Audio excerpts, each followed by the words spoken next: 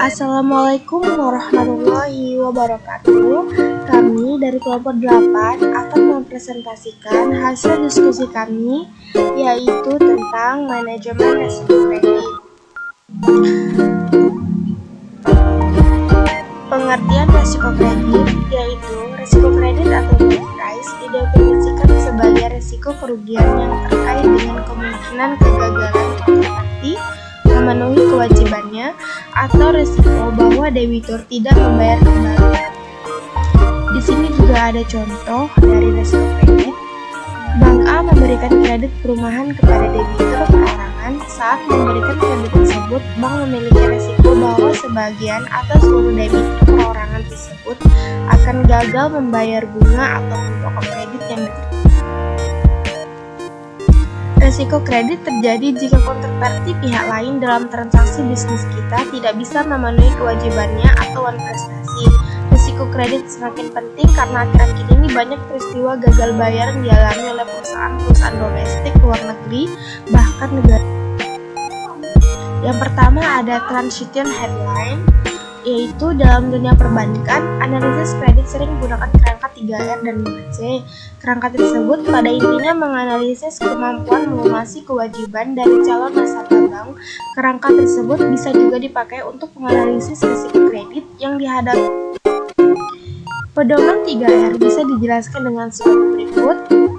Yang pertama ada returns, berkaitan dengan hasil yang diperoleh dari penggunaan kredit yang diminta.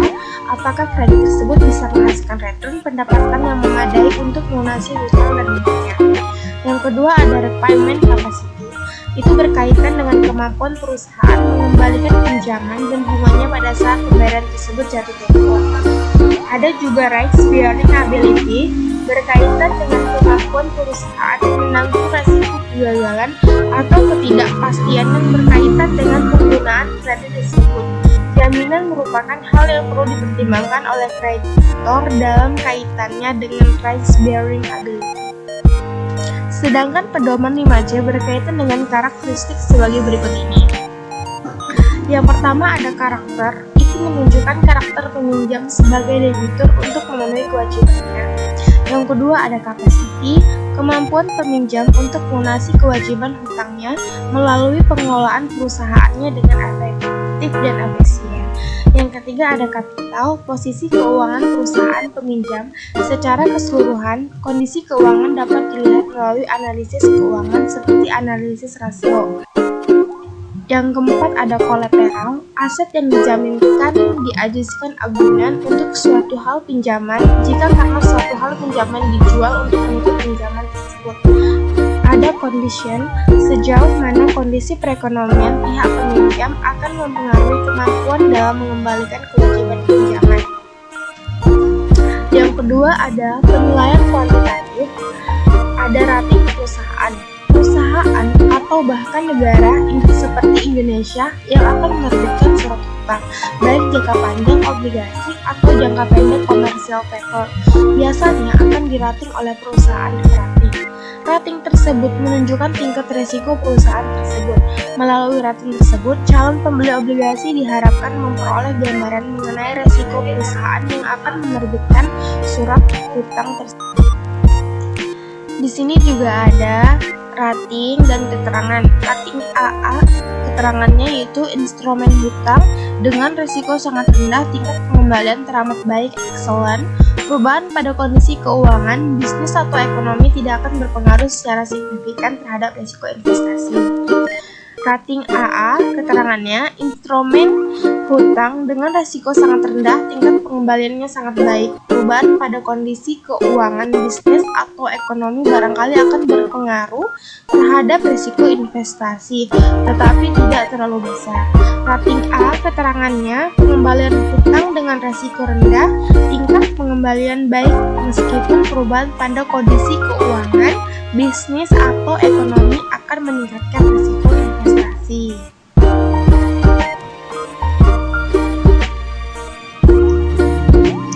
Rating BBB, tingkat pengembalian yang memadai. Perubahan pada kondisi keuangan, bisnis atau ekonomi mempunyai kemungkinan besar meningkatkan risiko investasi dibandingkan dengan kategori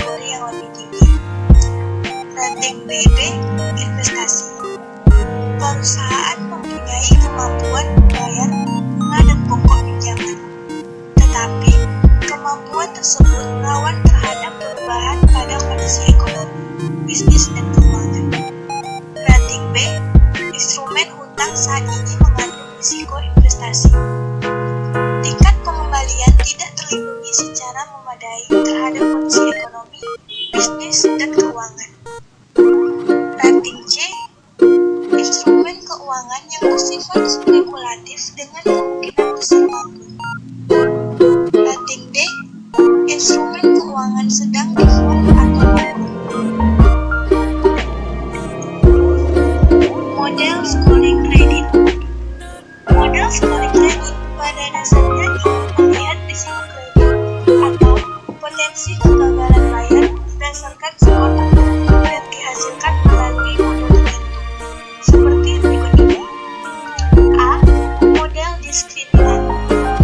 Analisis diskriminan pada dasarnya ingin melihat apakah suatu perusahaan sebaiknya dimasukkan ke dalam kategori tertentu. Sebagai contoh, misalkan kita mempunyai dua kategori perusahaan yang mengalami kegagalan bayar dan yang tidak mengalami kegagalan bayar. Kemudian, kita mengumpulkan informasi. Misal, informasi laporan keuangan seperti rasio lacak, rasio profitabilitas yang akan digunakan untuk memprediksi apakah suatu perusahaan layak dimasukkan ke dalam kategori gagal bayar atau tidak. B. Model probabilitas linear. Dalam beberapa situasi, dua kategori gagal bayar dan tidak gagal bayar tidak cukup. Model probabilitas bisa dipakai untuk mengakomodasi keinginan tersebut. Langkah pertama adalah mengestimasi persamaan untuk model probabilitas. Kita akan mengumpulkan data perusahaan yang gagal bayar dan tidak gagal bayar. Variabel gagal bayar tersebut menjadi variabel tidak bebas atau dependen. Perusahaan yang gagal bayar diberi kode 0, yang tidak gagal bayar diberi kode 1. Kemudian, kita mengumpulkan data untuk variabel bebas, misal rasio-rasio keuangan. Setelah data terkumpul, estimasi bisa dilakukan dengan teknik regresi linear. C. Model probabilitas logit. Model persamaan logit menggunakan link logit, atau bukannya linear seperti dalam regresi biasa. RAROC atau Risk Adjusted Return Capital. Ide dari RAROC adalah membandingkan tingkat keuntungan dengan modal yang berisiko, atau modal yang terkena dampak jika debitur mengalami gagal bayar.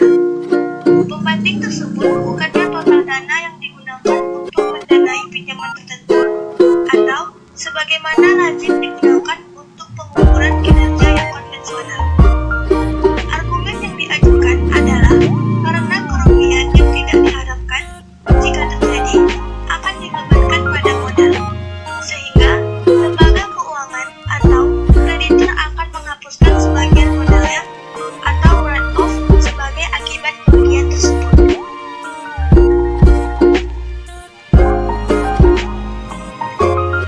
Mortality rate. Mortality rate menghitung persentase kebangkrutan yang terjadi untuk kelas risiko tertentu. Mortality rate tersebut mirip dengan tabel kematian untuk manusia atau mortality table. Mortality rate dihitung dengan menggunakan data historis. Penurunan risiko kredit menggunakan term struktur. Term struktur atau yield curve atau kurva hasil menunjukkan hubungan antara jangka waktu dengan yield surat berharga atau obligasi. Biasanya kurva tersebut mempunyai slope yang positif. Meskipun slope tersebut bisa berubah menjadi flat atau datar, atau bahkan negatif dalam beberapa situasi.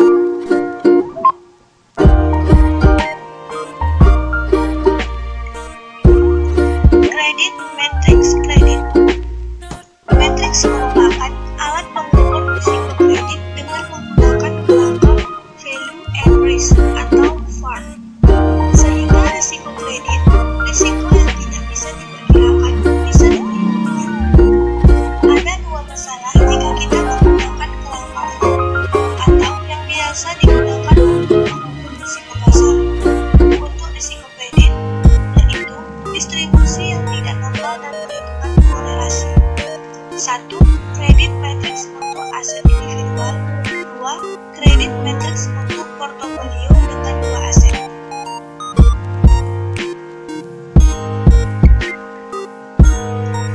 pendekatan kerangka teori opsi. Opsikal adalah hak untuk membeli aset dengan harga tertentu pada periode tertentu. Opsi put adalah hak untuk menjual aset dengan harga tertentu pada periode tertentu. Penjual opsikal atau put mempunyai kewajiban untuk menyediakan aset yang akan dibeli jika pemegang opsikal mengeksekusi haknya, atau membeli aset yang akan dijual jika pemegang opsikal mengeksekusi haknya. Sebagai kompensasi, penjual opsi menerima premium atau harga opsi sebesar nilai tertentu.